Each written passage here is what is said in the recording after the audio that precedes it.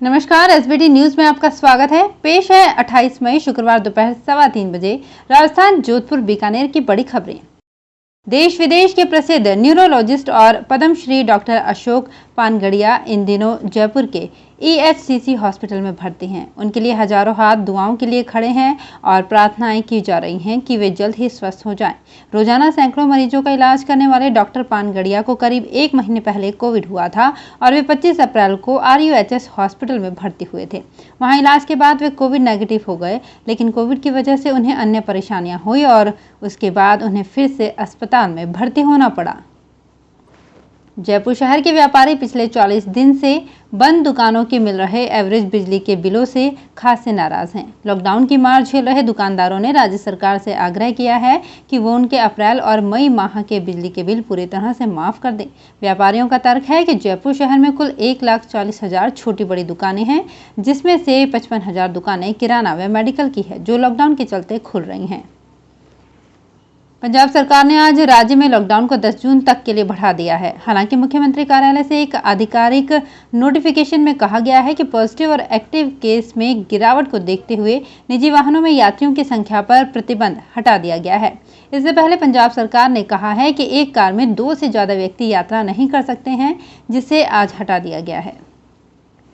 Corona के चलते लगातार दूसरे साल अप्रैल मई का शादियों का सीजन लॉकडाउन की भेंट चढ़ गया।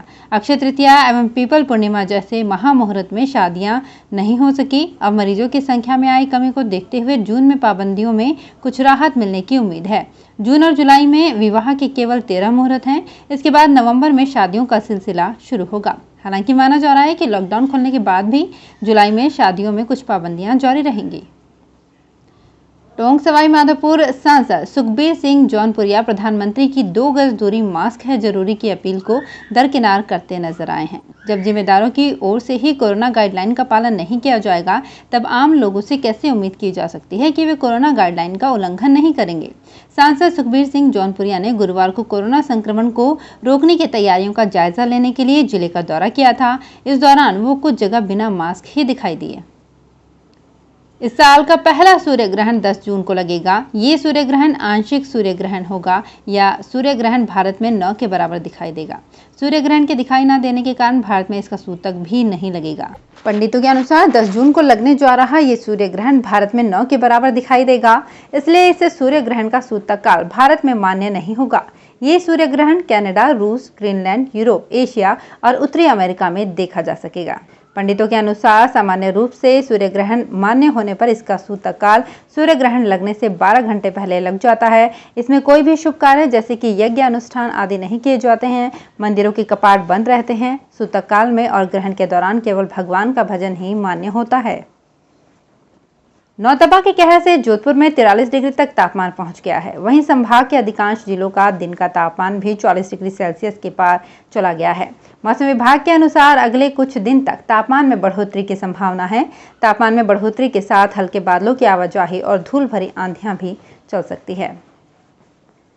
केरल के रास्ते भार में प्रवेश करने वाला मॉनसून 23 जून के आसपास ही राजस्थान में प्रवेश करेगा। बारिश की फुहारों में नहाने से पहले प्रदेशवासियों को सूर्यदेव की तपिश में अग्नि परीक्षा देनी होगी।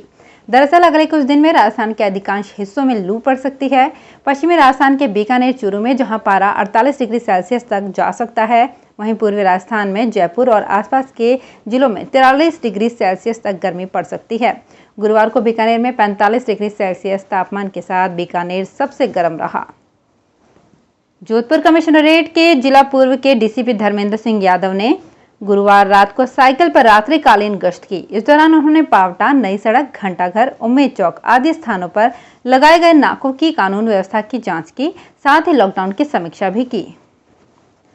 ब्लैक फंगस या म्यूकोरमाइकोसिस कई नए रूप रंग दिखा रहा है। बीकानेर में एक ऐसा रोगी सामने आया है जिसमें फंगस तो है, लेकिन ये नाक, मुंह के भीतर या आंख की तरफ होने के बजाय बाजू पर है। फंगस के ऐसे केसेस को क्यूटेनियस म्यूकोरमाइकोसिस कहते हैं। डॉक्टर्स का कहना है कि ऐसे केस बहुत कम रिपोर्ट होते हैं। राहत की बात यह है कि इनमें गंभीरता दिमागी फंगस की बजाय कम होती है। जोधपुर के जिला कलेक्टर इंद्रजीत सिंह ने इंसिडेंट कमांडर्स को निर्देश दिए हैं कि वे अपने अपने क्षेत्र में अधिकाधिक वैक्सीनेशन करवाने की जिम्मेदारी को प्रभावी रूप से निभाएं। जिला collector Indrajit Singh incident commanders के साथ शहर में कोरोना संक्रमण की स्थिति व इसकी रोकथाम के संबंध में समीक्षा कर रहे थे। उन्होंने निर्देश दिए कि प्रत्येक इंसिडेंट कमांडर अपने जोन के पार्षदों और पुलिस अधिकारियों का सहयोग लेकर वैक्सीनेशन के कार्य को गति प्रदान करें। नहरबंदी के कारण बीकानेर में आया जल संकट अब जल्द ही खत्म होने वाला है। दरअसल नहर के कुछ हिस्से में पानी आना शुरू हो गया है। वहीं बिछवाल जलाशय में भी अब 3-4 जून तक पानी आ जाएगा। शहर के कुछ हिस्सों में आपूर्ति में कुछ सुधार भी हुआ है। दरअसल बीकानेर के लिए 2 बड़ी खबर गुरुवार को सामने आई।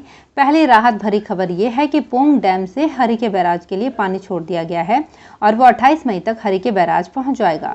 28 को ही हरिके बैराज से नहर में पानी छोड़ दिया जाएगा और वो पानी बिछवाल पहुंचते पहुंचते 3 से 4 जून हो जाएगी। जयपुर फूड यूएसए की पहल पर उज्बेकिस्तान से भारत भिजवाए गए 50 ऑक्सीजन कॉन्सेंट्रेटर भगवान महावीर विकलांग सहायता समिति की ओर से सेवा भारती को सौंपे गए। सेवा भारती समिति जयपुर के महानगर अध्यक्ष नवल बागरिया और सह मंत्री जितेंद्र आनंद ने ये मशीनें प्राप्त की। सीकर के नीमका थाना के रामजी लाल को 17 मई को बीकानेर के पीबीएम श्वसन रोग विभाग में जो भर्ती करवाया गया तब ऑक्सीजन सपोर्ट पर उसका सैचुरेशन 70 से 75 था। गंभीर हालत में खाना पीना छूट चुका था, बोलने में भी दिक्कत हो रही थी। यहाँ के डॉक्टर्स ने बाकी ट्रीटमेंट के साथ एक नीली दवाई मिथाइनिल ब्लू का नेबुलाइजेशन शुरू किया। असर यह है कि ऑक्सीजन स्तर बढ़कर 92 से 93 हो चुका है और वो खाना खा रहा है, बातचीत भी कर रहा है। बीकानेर में कोरोना रोगियों की संख्या में लगातार कमी आ रही है। हालांकि अभी भी आंकड़ा डबल डिजिट में आता नजर नहीं आ रहा है। शुक्रवार सुबह कोरोना के 72 पॉजिटिव केस मिले हैं। शाम तक इस संख्या में कुछ बढ़ोतरी होगी तो मामला फिर से 100 से ऊपर जाएगा। अच्छी खबर यह है कि अब सैंपल सेंटर्स पर भी भीड़ कम हो गई है। तो फिलहाल इस बुलेटिन में इतना ही। फिर हाजिर होंगे कुछ और बड़ी खबरों के साथ। एसबीटी न्यूज के और भी वीडियोस को देखने के लिए हमारे चैनल को सब्सक्राइब करें और नोटिफिकेशन पाने के लिए बेल आइकन को प्रेस करें।